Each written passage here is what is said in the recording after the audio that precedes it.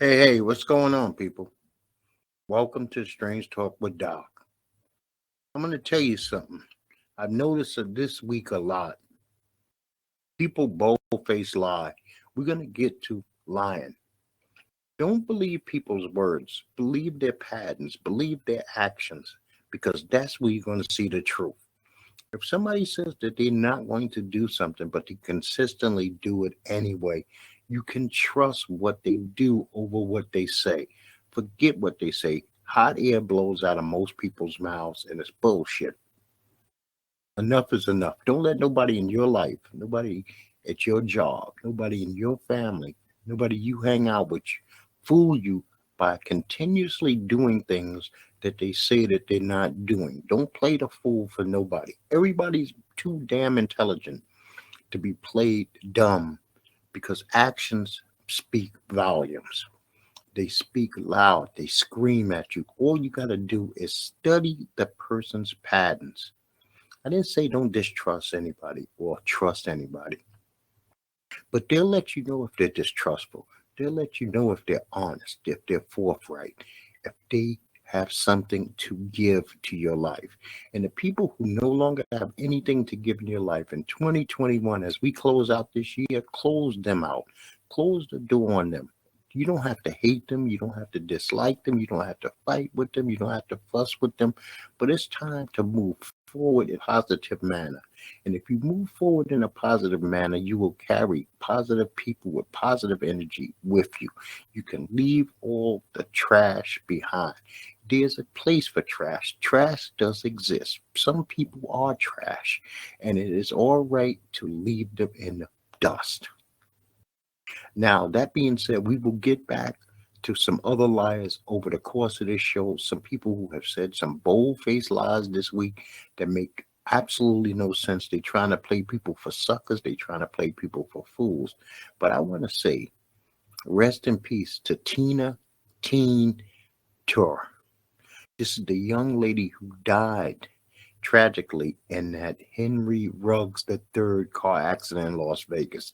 And I also want to say, rest in peace to all the victims of DUI and DWI who were out there minding their business, going about their lives, and some fool decided it was all right to be intoxicated or under the influence of alcohol and speed and crash into them when they were just living their lives. I say rest in peace to all those victims. The Gap Band lost one of its founding members, Ronnie Wilson, one of the Wilson brothers. If you come from my generation, you love the Gap Band. Charlie Wilson, Uncle Charlie's still out there doing his own thing. He's the only one of the Wilson brothers that is surviving at this moment. And Ronnie passed away at the age of 73. And William Lucken, who starred on The Sons of Anarchy, he died at the age of 80. Now, here's one of the liars. This weekend, or late this weekend at the Astroworld Festival, at least 8 people died and hundreds were injured when the crowd surged at this Travis Scott festival that other artists was at. Travis Scott should be ashamed of himself. I don't know if he has any shame. I don't know if he has any compassion, feeling, or empathy. He gave the worst sorry, I didn't know this was going on speech of all time, sitting there rubbing his face, seeming this genuine, uh, like he didn't give a flying fuck about those people. He sat there and said that he did not know that this was going on when he had people bum rush his stage to say, look at this. There's also video of him on like a crane where he is actually looking over people dying in front of him, and he does not stop one bit. There will be mass lawsuits filed against Houston, the police department, Travis Scott, the festival holders. There's been a lawsuit filed against Drake. Uh, Money is not going to bring back these loved ones. And to die in such a tragic manner when you just want to go out and have a good time. I don't know Travis Scott music from a hole in the ground. If you put on 50 songs and said pick the Travis Scott song, I couldn't do it. I know he exists. I know that he's with one of those Kardashian Jenner girls. And that's about all. I know that he's a celebrity. I have no grudge against the man. But to boldface sit there and lie, and not to even be able to pretend to really show any genuine caring about the loss of human lives. And this is a guy who has a pattern because other people have been hurt at other concerts and venues that he performed, and he just doesn't seem to learn. He does not seem to get it. These are human beings, and people need to stop idol worship these celebrities. Love their talent. You don't have to love the person. You can love the talent that they have. If they touch your heart, your soul, and your spirit, and they make you feel some kind of way, they make you feel good, they bring emotions, they help you through times of need and want and loneliness, I'd say appreciate the celebrities that you back. But if they say jump through a hoop, don't jump through a hoop. Have your own mind. Be free to think for yourself. And Travis Scott should be ashamed of himself. But I don't think the ability is there. So COVID-19 cases up to 48 million in the US. 776,000 people have died. 430 million people are vaccinated, and we still need more people vaccinated. Worldwide, we're up to 251 million cases, and 5.1 million people, and still counting, have died so far. So this Superior Court Judge, Timothy Walmsley, ruled Wednesday that there's only going to be one black juror and 11 whites who are going to decide the fate of the three men brought on trial for murdering Amadou Aubrey. This is 2021, and a jury of your peers is still 11 whites and one black person. 2021. This is not 1955. 11 whites and one black person, and that's considered a jury of anybody's peers in America. That is shameful. Now, this judge, Timothy Walmsley, said his hands are tied. There's pretty much nothing he could do. But how did the prosecutor let this happen? How did the prosecuting team allow this to happen? Now, in Raleigh, North Carolina, there's a police officer named, what is this clown's name? Omar Abdul. He had 12 men, black men, set up with drugs and arrested. Some of them have spent as much as 2 years in jail because they could not bail him out. He was planting supposedly quote unquote heroin on some of these men.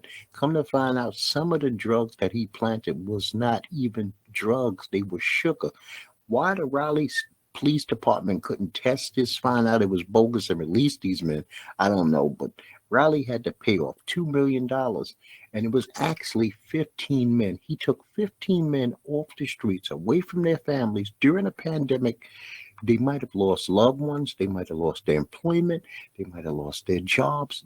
$2 million for 15 men does not change the fact of the damage that he's done.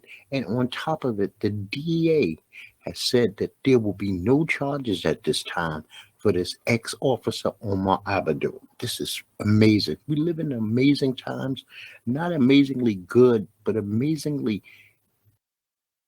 confusing, hateful, deceitful, and it's horrible. So this Kyle Rittenhouse trial opened. He tried to claim that he was coming to the defense, a fucking liar, of some black people, that the N-word was flung around and he wasn't going for it and he stepped in. We'll see how this plays out. I really don't know how this one's going to play out, but it doesn't look like they're going to find 11 people to convict this Kyle Rittenhouse. So when he's exonerated, don't be surprised. Don't be shocked. There should be no major indignation. You have plenty of time to get yourself prepared for the fact that he's going to probably walk on this. So the American Crime Story Season 3 impeachment last week was the grand jury the grand jury testimonies, and it was a very good episode. I wish they would have went into a little bit more in depth about the members of the grand jury, because if they were really posing questions like this was a highly educated grand jury. This was not a grand jury made up of dodo birds. This seemed like it was a grand jury made up of teachers, professors, professionals, not run of the mill people. They had very intelligent questions for Monica Lewinsky. They had very intelligent questions for the President Clinton.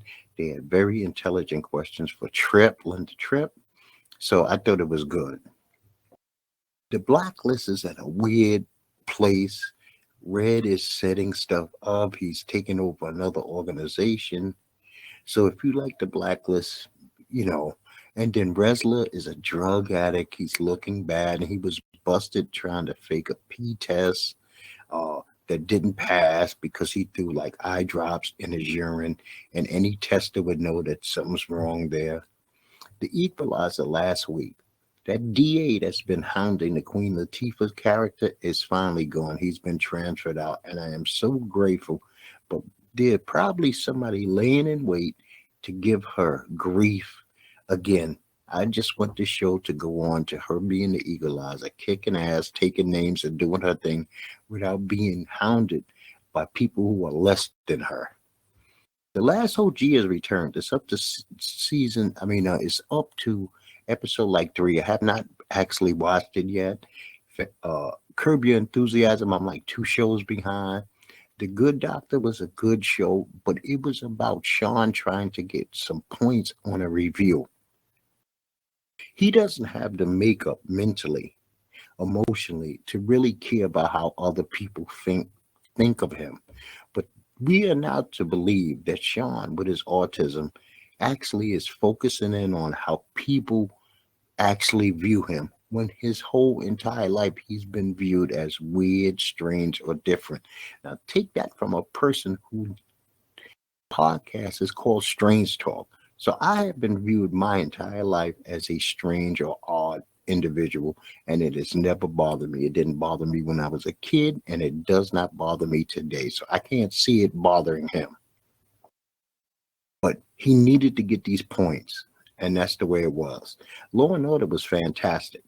The SVU episode, it was Liv playing on the male ego of a suspect to get him to think that women was beneath him so that he would spill his guts. You need to see it for yourself. It was one of the better Law and Orders that we've had in a year or so.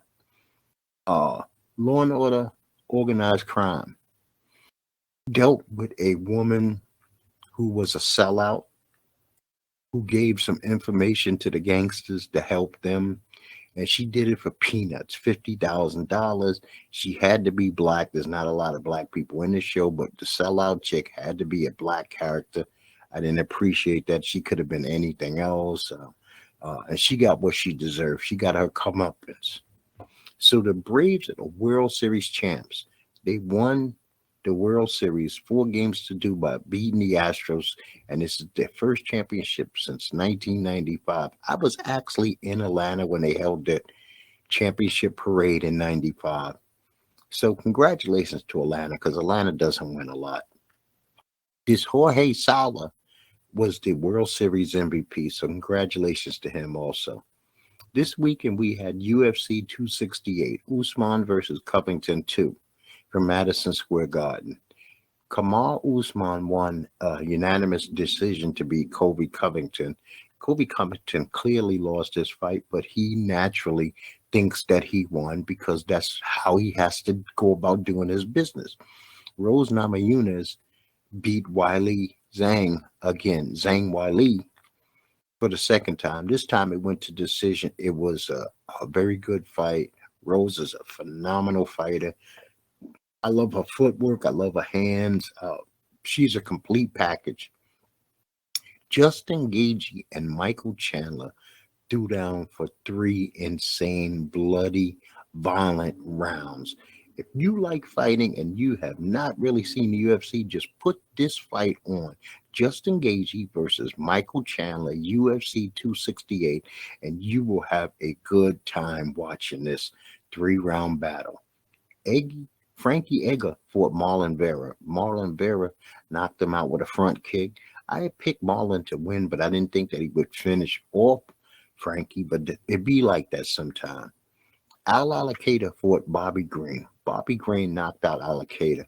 It was a beautiful first round. I mean, Bobby looked on point. He felt disrespected. He had a point to prove, and he went out there and he did it. And Charles Barnett, a fat, short heavyweight, 5'9". This dude is amazing. I got nothing but love for Mr. Charles Barnett. He did a 360 roundhouse kick to knock out his opponent. I mean, this dude came in there. He's overweight. He doesn't have a good body. He came in there dancing. After the fight, he did a flip. You sitting there going, where the hell? You know what? Don't judge a person by how they look. This dude is a complete professional athlete, and he has the skill set and he has the athletic ability to show you that he could do things that a person who probably in great shape couldn't do. This dude did a front flip after the match and landed perfectly on his ass, arms up in the air as though he was some kind of gymnast. So he was entertaining, to say the least. Now, coming up this weekend, we got Max Holloway is fighting Yari Rodriguez. Kevin Holland is fighting Kyle DeRocas. Felicia Spencer is going up against Leah Layston. Sung Young Dong is going up against Julio I. And Jessica I is fighting Cowboy Andrea Lee. This should be an entertaining card. I believe this is going to be from the Apex Center. So, the UFC is still in the midst of this 7-8 straight more weeks of fights. So if you are a UFC fan, this is like in season. This is fantastic. And so far, so good. These cards have been fairly good. So the Suns owner, Robert Salver, is up against racism, sexism, and allegations. He's the owner of the Suns. He's the owner of the Mercury. I think he might even be a part owner of the Cardinals. Don't hold me to that. I might be wrong, but it doesn't seem like these things go anywhere. Daniel Snyder's been up against charges for the Washington football team for 2 years. He was allowed to hire his own investigators. This Robert Salver is allowed to do that. And then he has all the backing of the black people who seem to be in the Suns organization. So I don't expect much of anything to come of this. Now, I like to give you what I call the highlight games of the week coming up in the NBA. Tonight, Monday, the Knicks play the 76ers. The Nets played those upstart Bulls. Tuesday, you got the Bucks going into Philly to play the 76ers. You got the Trailblazers going to Los Angeles to play the Clippers. Wednesday, you got the Heat versus the Lakers. I don't know if LeBron will be back or not, but I'm just giving you that game. And the Bucks are playing the Knicks. Thursday, you got the Heat playing the Clippers. Friday, you got the Nuggets going into Miami to play the Heat.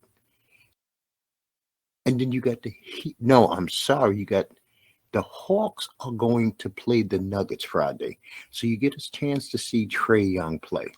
Saturday, you got the Heat going to Utah to play the Jazz. And Sunday, you got the Nuggets versus the Trailblazers. So Henry Ruggs III, the wide receiver for the Las Vegas Raider. Let's say the former wide receiver for the Las Vegas Raider. He was charged with DUI and reckless driving after that fatal car crash. And he was the 12th pick in the 2020 draft that killed Miss Tina Tenor, who I spoke about earlier and said rest in peace to her. I don't understand, and this is just me, but I have never drove drunk. I have never drove under the influence of any form of drugs. I don't have it in me to want to harm somebody for no reason. I understand if you're a baller, you consider yourself a baller. If you're listening to me right now, you're a player, you're a baller, you fly, you fresh. You ain't got no money in your pocket to afford a Uber. You ain't got no money in your pocket to afford a Lyft. You ain't got no money in your pocket to afford to hire a driver. That's what bosses do. Bosses sit in the fucking back and let somebody drive them around. So don't play boss, but you need to be in your own vehicle because you really are pinching pennies, you broke ass, saying, you know what, I got to get my vehicle home. You know what? Have your vehicle locked, stored, put into parking.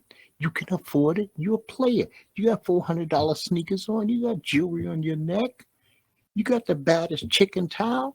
You could park that car and have somebody drive you around. It's not a lack of pride to have somebody drive you. When you rent a limo, do you go and drive the limo, or do you sit your ass in the back seat of the limo and enjoy the ride?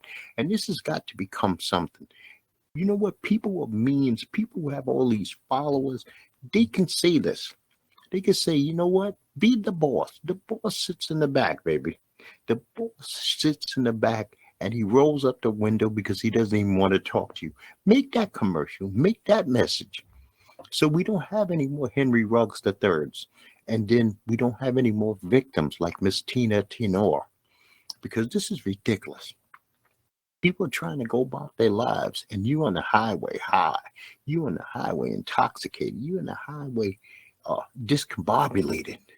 And enough is enough with that. So here's a big ass liar. Aaron Rodgers, he tested positive for COVID-19. He had to miss the game yesterday versus the Chiefs. He gives the worst. He goes on Pat McAfee and gives the worst excuse. He lies about the NFL. He lies about the protocol, which I will go through. He lies about his reasoning.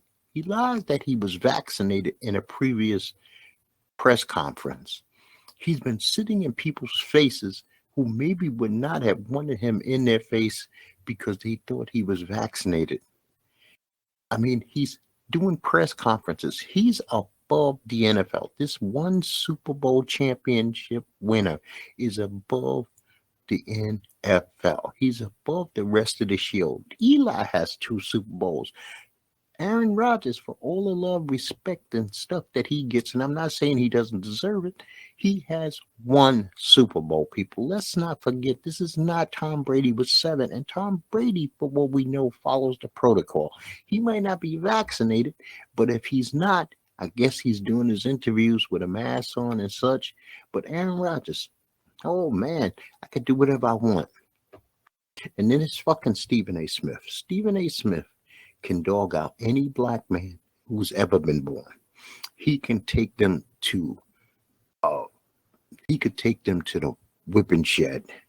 But when it comes to an Aaron Rodgers, and then he pretends, also a liar, he wants to keep showing these clips of him saying that Aaron Rodgers should be suspended. He only brought that up because, what's this brother's name? Bart Scott originally said, I believe he should be suspended. So Stephen A. Smith piggybacked off that and then made it seem like he came up with the thought. He did not come up with the thought. I watched it live as it was going on. He piggybacked, basically just agreed with what Bart Scott said. Because at first, he was sitting there making jokes until his sister who was on the show gave him the death stare. She gave him the laser eye. Like, are you joking me, man? People have died. I mean, he tried to make it out like, listen to this. Pat McAfee probably gave him the COVID.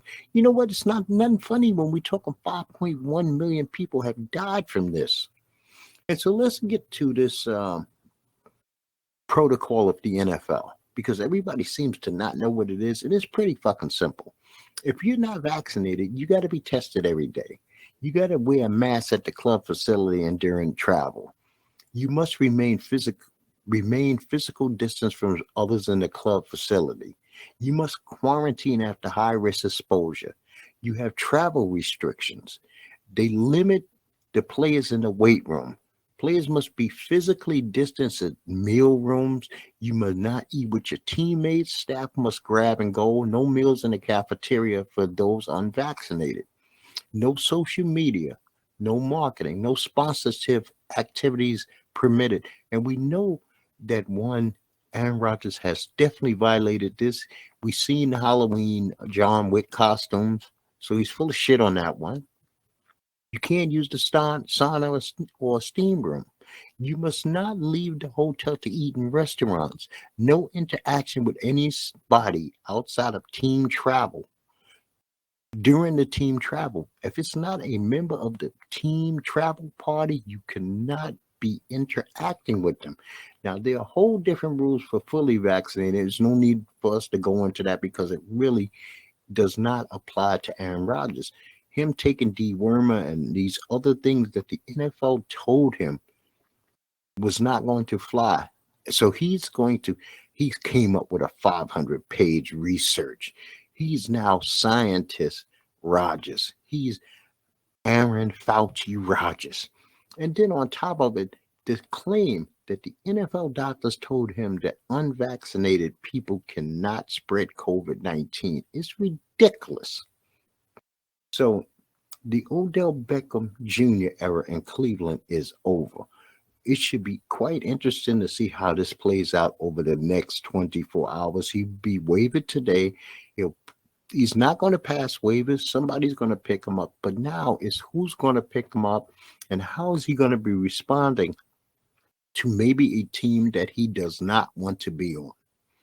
And Michael Thomas, the wide receiver for the Saints, he's going to be out for the season. He's another one I don't understand. Stephen A. Smith had Keyshawn Johnson, who's his uncle, in the studio. He rolled over like a little girl. His original thoughts was, why did Michael Thomas wait so long to get the surgery? He allowed Keyshawn to convince him that Michael Thomas didn't wait to get the surgery. He got it at the proper time. But yet, week 8, he decides, you know what? I can't make it through the season. I have a setback. And the setback happened to coincide and line up perfectly with Jameis Winston being out. So the Rams waived Deshaun Jackson, and he was actually picked up and signed by the Raiders. The Raiders need more wide receivers. He fits Derek Carr's system. He's a home run hitter. Derek Carr likes to throw home runs. So Thursday, the Colts beat the Jets 45-30. The Falcons beat those Saints yesterday 27-25. I thought the Falcons was going to lose another heartbreaking close game, but they pulled it out. The Cowboys shitted the bed. They didn't even show up in their own home stadium against the Broncos. The Broncos beat them 30-16, but it wasn't even this close. This was a beatdown. The Patriots beat the Panthers 24-6. Donald is a bum. He really is bad. The Ravens held on in overtime to beat the Vikings 34-31. This was an entertaining game. The Ravens' running game looked good. The Vikings tried to hang in there, but something's missing on the Vikings. I don't know what Zimmer's doing over there. And the Browns bounced back after cutting Odell, and they beat the Bengals 41-16. Joe Burrow had a horrendous game. Lamar Chase actually dropped a couple of passes that he should have caught. The final score on that one was 41-16. The Jaguars beat the Bills 9-6. I am shaking my head at this one. Yesterday was a freaky day in the NFL, a freaky day. The Bills 9-6 to the Jacksonville Jaguars. The offense for the Bills never looked like it was in sync. Nothing seemed right. The Bills struggled last week to beat the Dolphins, so maybe they're not as good as we gave them credit for being. And the Dolphins beat the Texans 17-9. The Texans are abysmal. They might be about the worst team in the league. They'll fight it out with Jacksonville for that distinction. The Giants actually beat the Raiders 23-16. The Raiders also seemed disjointed. This is another team that is better, who actually lost to an inferior opponent. The Chargers beat the Eagles 27-24, which took a little of the sting of the Cowboys away because the Cowboys still have a 2.5 to 3 game lead in their division. The Cardinals, without Kyler Murray, without Deshaun Watson, not Deshaun Watson, without their star running tight end, and without their starting quarterback, still beat the 49ers 31-17. The Cardinals are who we think they are. They are an outstanding football team. Other guys just stepped it, plugged in, like if though nothing was missing, and it was a beautiful thing. And the Titans, who do not have Derrick Henry, beat the Rams 28-16. Old man Peterson actually ran for a touchdown. I mean, I'm kind of shocked at this. I thought the Rams at home would handle the Titans, especially without a running game. But Tannehill did what he needed to do to get by, and they actually won the game, and the Titans are now in first place in their division. Now, Thursday, we got Baltimore going into Miami. Baltimore should win this game as long as they don't get caught up in some trap nonsense. The Falcons are going to Dallas. There's no way Dallas loses back-to-back games to an inferior opponent at home. If not, the season's going to go down the shitter real fast. The Saints are going into Tennessee. I like Tennessee. Jacksonville is going to Indianapolis. I have to pick Indianapolis. Cleveland is going into New England.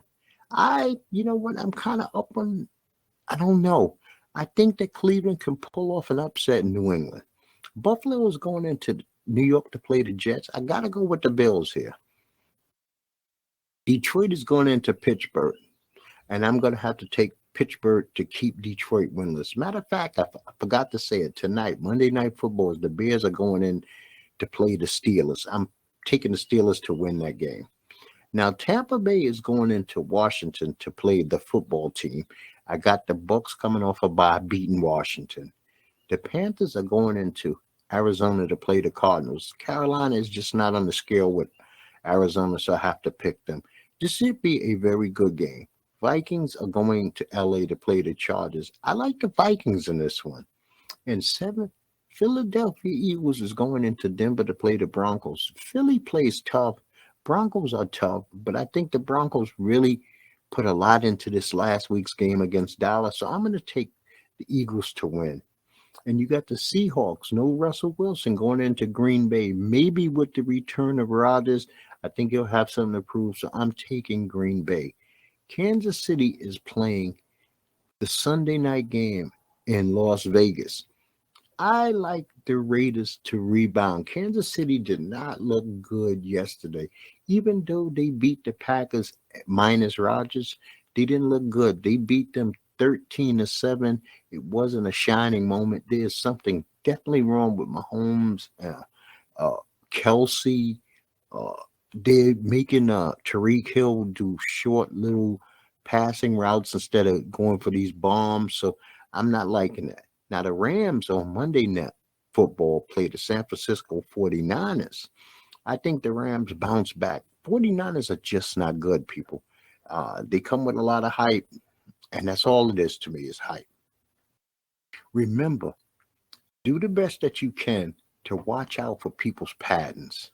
Forget the words. Words could be spoken by a smooth talker, somebody with a lot of, who's very charismatic. They could be spoken by somebody who can string things together. They don't even have to be, the words don't even have to be original thoughts. They could be regurgitated ideas from other people that have been used over the course of centuries to manipulate people. There are people out there who study the art of manipulation. This is what they do. This is how they conduct themselves. Some people learn it in the penitentiary. Some people learn it from pimps and whole game. Some people learn it in the streets. Some people are just built that way. They want to manipulate. But one thing a person cannot do is they cannot change their patterns. They cannot change the patterns of their lifestyle, the things that they do that really show you who they are. So if you pay close attention to how they conduct themselves, their habits, their patterns, you will never be fooled by a smooth talker. You will never be led down the wrong road by somebody who's just playing you. Okay, I'm going to tell you like I tell you each and every time, people. Peace to you and peace to yours. I'll be back next Monday. If you want to, please shout me out. Drop me an email. Let me know how you think about the show. Positive, negative, it does not make a difference. I love to hear from those who listen from time to time. I'm not asking you to like. I'm not asking you to subscribe. I'm not asking you to share. If that's something organically that you feel like doing, I am not opposed to it. I appreciate it, and I say thank you beforehand. In advance, thank you for any help that helps build Strange Talk with Doc. And once again, people, peace to you and peace to yours. At Podsmith,